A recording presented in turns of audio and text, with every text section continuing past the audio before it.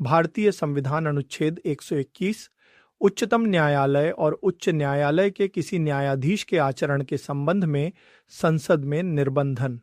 सरल हिंदी में यह अनुच्छेद कहता है कि जब संसद में कोई बहस चल रही हो तो उस बहस में सुप्रीम कोर्ट या हाई कोर्ट के किसी जज के काम करने के तरीके या व्यवहार के बारे में बात नहीं की जा सकती। सीधा मतलब, संसद में कोई भी सदस्य सुप्रीम कोर्ट या हाई कोर्ट के किसी जज के काम करने के तरीके पर सवाल नहीं उठा सकता या उनकी आलोचना क्रिटिसाइज नहीं कर सकता। यह नियम इसलिए बनाया गया है ताकि जजों को बिना किसी डर के निष्पक्ष रूप से इम्पार्शली अपना काम करने की आजादी रहे। सिर्फ एक ही स्थिति में जजों के आचरण पर बात हो सकती है, जब संसद में उनके खिलाफ महाभियोग इम्पीचमेंट का प्रस्ताव चल रहा हो। महाभियोग का मतलब है जब संसद जजों को उनके पद से हटाने की प्रक्रिया शुरू करती है।